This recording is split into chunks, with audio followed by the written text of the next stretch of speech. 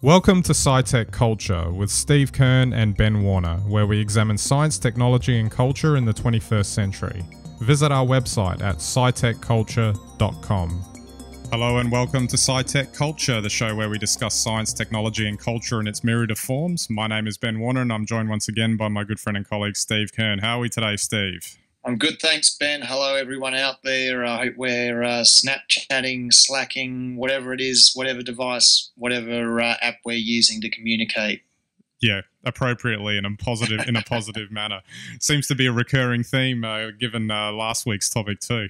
I just wanted to shout out quickly. I'm rocking the old vintage Jaws T-shirt today. Although, yeah, there you go. You can see a little bit of it there. One of my favourite movies, of course, and I found it in the closet the other day, and I've discovered I had two of them. I'd forgotten about the other one. So, but I think we'd covered nostalgia a little bit in the past, and I think it's just a good reminder for these things, and maybe just another indication that I'm getting older as well, that these things that I like are further and further in the past. All right, we've got a couple of topics to get through today, and this first one was great when you sent me that link to that YouTube video from Google's DeepMind project. Essentially, Google through that project has developed AI technology that was essentially being able to beat a human grandmaster at the game of Go.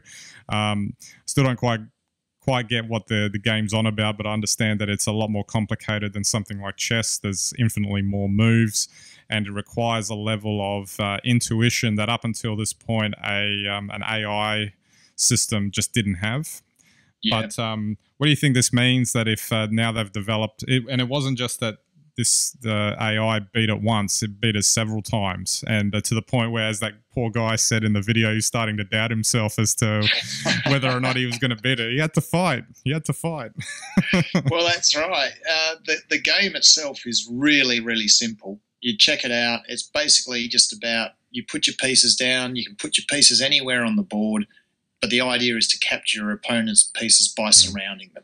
Right. And what the video we've been watching, Ben, is referring to is the European champion was beaten 5 times. Right. Yeah. But the world champion, who apparently is an absolute genius, he has been beaten once now in the first game.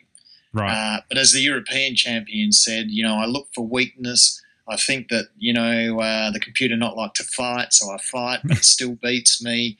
Yep. I think what we're seeing here is AI really being able to play. Interestingly, I think the European champion even referred to the fact that the computer had made mistakes. He had made mistakes, the computer had made mistakes, but the computer, or we should call it AlphaGo, still played better overall to win. So this is incredible that a machine can do this. We all know that in 1997, Kasparov was beaten by IBM's Deep Blue for the first time. But yes, Go is, as you said, a much more complicated game. So for AI to be able to do that, that's a huge step forward. You have to bear with me when I bring up this example, and I'll find the way to correlate it shortly. But I was watching The Matrix Reloaded the other day, specifically the last bit where you've got the guy created the program that created the Matrix, saying that he was going through all of his attempts at failure to create the Matrix, and it became, as he realized, he needed someone that was less bound by the parameters of perfection. So the idea of baking into the process what humans have, which is that intuition, which it cannot be. I don't know how you would create an algorithm that could do intuition. Obviously, they must have come up with some way of, at least in this particular case, of being able to do that. It's because it seems to me not something that is a 1 or 0 type response. It's a complicated response. A human will take an action or make a move based on nothing logical other than it feels right or it feels wrong. I don't know how you get an AI to do that. Well, this is interesting, and it has been said that this still, while it's a form of AI, the computer still is following an algorithm. What's amazing is that it can do so many calculations. So the game is, thousands of times or millions of times more complicated than chess in the number of moves. In fact, the possible number of positions on the board are greater in number than the number of all the particles in the universe, all the atoms. So that's big. Yeah. So I think that's the big step. But, AlphaGo, while it knows it will win or doesn't like a human want to win and doesn't take satisfaction from that victory, it's still just performing a task. So real AI would be if AlphaGo had a desire to win rather than was programmed to win. And then if it liked winning, it would keep on winning, and then we'd have Skynet.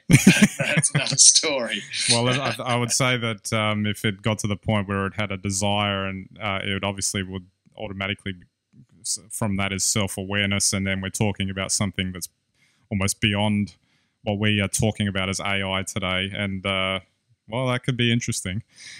It is, and just as a bit of a side note here, I was having a conversation with a friend during the week about this. So, we're worried that you give AI and then the computer takes over, the world. That's the sci-fi premise that everyone seems to know, accept, and love to hate, or whatever it is. But would the truth be, this is really just a philosophical question, that if we did create an AI computer and it was so good with AI that it was like a human, then ultimately, surely that computer would become fallible because it would become unpredictable and illogical at times and driven by emotion, all the things which bring humans down in the end as well. So it's an interesting thing. Will we be defeated by an artificial intelligence that isn't really very human, which is what you might say the Go style of AI is? Yeah. Or will we actually program computers to be human, in which case then we're all equal? Yes, that's right. Something to think about. Absolutely. All right, we'll move on now and go on to our next topic, which was a bit shocking over the weekend in Melbourne, where two rival gangs descended onto Federation Square. We've got the Moomba festival going on at the moment, so there's thousands and thousands of people running around, enjoying the festival. And these guys over Snapchat in the afternoon decided, let's go into the city tonight and cause trouble, essentially. And the police were caught off guard. I mean, it sounds like there was only about 6 of them there in the initial period to try and get back at them. But the technology angle here, I guess, is that I'm guessing these gangs weren't exactly high on the IQ level stakes to do something as stupid and as dangerous and as damage inflicting as what this was. But they were able to get onto their apps on their, presumably on their phones, and they messaged each other and off they went. And it's disturbing that on the one hand, you've got this technology that can bring people together and organize these things, but you got to take the good with the bad here. That people that are going to do bad things can do it too. Well, it's interesting that people get concerned about artificial intelligence, and you've got morons using a little bit of technology for far worse things.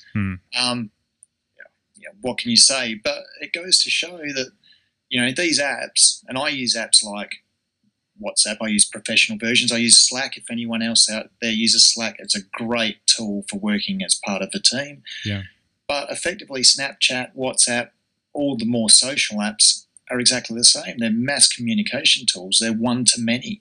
And then within there, you can have channels. So you don't have to be intelligent to know that if you want to cause trouble and someone else is going to cause trouble at the same time, same place as you, and how do you police that? The only way now is the argument that they should know exactly what you're saying inside your private channel. Yeah, it's not good, is it? I was thinking, though, that, and this is something that was born out of, I guess, the aftermath, is that obviously the police got on TV and the media, and they were talking about it. And they were talking about how they were, caught off guard by this. They had seen the warning But you know, you could see an argument for if they have known people that people that are known to police, and it sounds like quite a few of these guys were, or teenagers, because that's all they were, that maybe that's part of their thing. A lot of these, assuming it's not like a lockdown Facebook account, they could probably follow the feeds of some of these guys, and maybe that's part of their arsenal of crime fighting tools or something like that. And and then of course, we can go with the allegory back to the Apple versus FBI case, which is a lot more serious there, about and how far do they take it. Like, you can see that it could have a very good use for law enforcement if they're able to get a bit more savvy with this sort of stuff.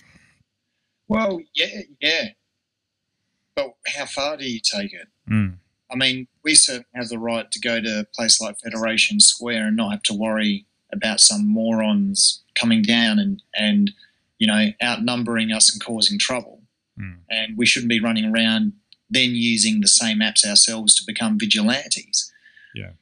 Likewise, law enforcement should be able to use apps like this to police. But where do you draw the line? This is the big question, and what's really bad is when you have a rational argument like the Apple case, which really is about protection of everyone, their right to privacy. You have a bunch of morons like this come along and basically take that right to privacy away. It's no different. It then becomes no different to the argument that I drive fine when I'm drunk, but the guy over there doesn't. So therefore, we can't all, well, that's actually a bad example. We shouldn't drink and drive, but it's we can't do it because society says it wrong, because we know that it increases our risk. The argument then becomes, if the troublemakers are going to use these apps and they're going to use them to risk, ordinary people, or to create situations that are highly undesirable and antisocial, well, what do we do as a society? Then you're faced with a dreadful choice. And maybe the proliferation of all this technology just made it really difficult for, say, law enforcing bodies to figure out where that line is. It's just really hard to know how far is too far. Where is it a good thing? Where is it a bad thing? And it seems like there's just an infinite sort of possibilities as far as any individual case goes. Well, maybe this is, and you and I have talked about this at length, but maybe this is where the whole privacy and the identity on the internet issue comes to a head. The rights of all of us versus the rights of all of us. We all have a right to be safe when we walk around the city. We all have the right to be safe from a terrorist attack, from hoodlums. It doesn't matter. Antisocial activity. We all have a right to that.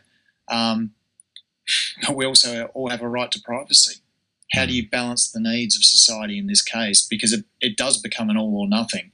So you either give up all rights to privacy, or you have to accept that this may happen, and then you can't really blame the police. They have to come up with the best strategies they can to deal with situations like this, but they're limited in what they can do because they'll always be behind the eight ball.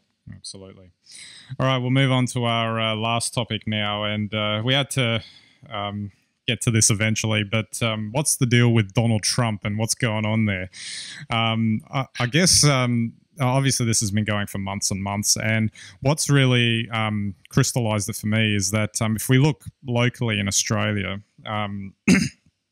far away from where Trump is and all of that and all the shenanigans going on there, it wasn't that long ago when there was a whole discussion in our country about Tony Abbott would never ever get to the prime ministership. Nah, there's no way that's going to happen. What's the chances of that? Now, I'm not saying those two are the same person, but you can see correlations in terms of the way they behaved. Obviously, I hate to say this, Tony Abbott to me seems like the lesser of two evils in this case. But the point is that you have someone that's very divisive, who has questionable judgment. And everyone was saying for months that, he's never going to succeed. All the way through his opposition years, they were said, he's never going to succeed. And then he gets there and he's there for 2 years before I guess his side woke up and decided to, cast some better sense. Now, I'm just wondering if something similar is occurring here with Donald Trump, because again, they've said right from the very beginning, his campaign's a joke. He's going to flame out. He can't go on saying all of these ridiculous things and not get, caught up. But it seems like the more ridiculous he gets, the more popular he gets. He's got he seems to be closer and closer to securing the nomination for the Republican Party for the presidential race this year. You got to wonder, he could do it. It's not it's not impossible, and we're getting to the point where it's starting to look like a very real possibility. Well, I really thought there for a while that he had no intention of going for the presidency. He was just trying to knock out other Republican candidates and clear the path to be an independent or someone else. But no, he seems serious, although you can't take the guy seriously. I guess maybe that's the difference between Tony Abbott and Donald Trump, if you want to compare the two. Abbott is very much a product of Australian politics, whatever you think of his policies, and he made some big, big blunders as Prime Minister in the way he announced policy and tried to follow it through. He was still trying to be a rational politician. Yeah. Trump is just spouting slogans, and they're populist. And there's obviously a lot of people in America who feel a certain way about where the country's at, about what's going on. You would think that they also seem to have very little understanding of the issues either. But the Trump, slogans sound good. And, as people outside of the US looking at what's going on, it's just part of the American presidential show. I don't know much about Bernie Sanders, but I do know that in America, if you can get up in front of a camera and say the right things, you'll attract a crowd. That's what it's all about. And could Bernie really do any of the things he's saying? Could Donald Trump really do any of the things he's saying? That to me is a wider question. And on that, it doesn't actually mean that I'm backing Hillary there either.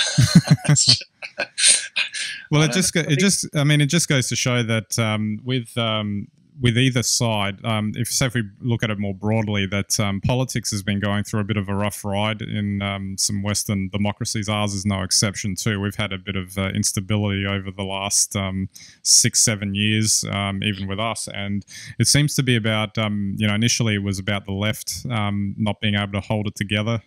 But it seems like now the right is having the same trouble. I think, it's like a division between moderate and conservative type of views within those parties. And it's just interesting to see it's a complex question with a complex answer, but what's causing all of this? The article that I was looking at this week about... which basically just goes around saying that the rise of Trump has been 8 years of preparation by the Republican Party and being such blocking type people for Obama that their thing was, we're not going to work with him to get stuff done. We're just going to block everything he does, which fostered a culture of that basically all of these politicians are not good for anything because they're not working for anyone, and then Trump shows up as the ultimate outsider, and that's where his appeal's coming from, and Bernie Sanders too.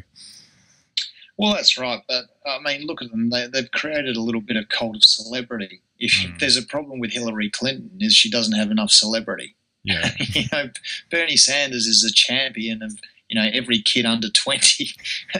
Really, you've been able to vote for 2 years, and he's the right guy, and like I say, cast no aspersions on him or Trump or Clinton, whether anyone should vote for him. I'm not from the States, I can't vote. I just hope the American people pick the right person. Trump, on the other hand, he's just a product of, media slogans. He's got a bit of notoriety. Let's make America great. Great at what? It's already a pretty good country. It's got a few problems, but it's a pretty good country. So what exactly are you going to make so great about it? He doesn't know. I'm pretty convinced of that. Yeah. And this populist sort of presidential run is, I think, now we're seeing, when you talk about political lines, I don't think there's so much a left and a right left anymore. I think now it's really about social progression versus conservatism, and social, not. I don't think political ideologies really, even if you accept what Bernie's saying, really matter that much. People either want to live in a progressive world, or they want to try and hang on to what we had, because I think we're going as a society in the Western world through a huge watershed. Technological change, obviously change in the world order as well, and they're leading to big economic changes. And I think that's really what the world's grappling with. Some of the world wants to hang on to what we've had, and some people want to move forward. And that's really where this battle is. And Trump's just someone who wants to hang on to the ideas and the thoughts from 50 years ago. Good luck. And just one final point before we wrap it up is that it's worth noting that what makes this race completely different to what it was before is that basically Trump can say anything. He can say one line that contradicts another the next day, and he can say really outrageous things that in the past would have completely tripped up a candidate and basically ended their run. Exactly. So it's just a real bizarre sort of scenario that's going on, and you got to wonder how it's all going to play out. Well, I think we've got another 2 months of the selection process. Then in November we go through the rest of the campaign. So, if nothing else, it's providing a great little story to follow for the rest of the year. Absolutely. All right, we'll wrap it up there, Steve. Thanks again for the chat. Interesting topics there. And I guess on that last one, we'll just have to keep watching. Got Planet America on ABC to keep us informed anyway. All right, so don't forget our website, scitechculture.com. You can get all of our links there and all of our content. You can interact with us on Twitter, Google+, and Facebook, so I'd love to hear from you there. We've got our photos on Instagram and Flickr. And if you think anyone's interested in these regular discussions that Steve and I have on a regular basis, feel free to send them to our website. We'd greatly appreciate that. All right, so that's it for this episode. We'll catch you next time.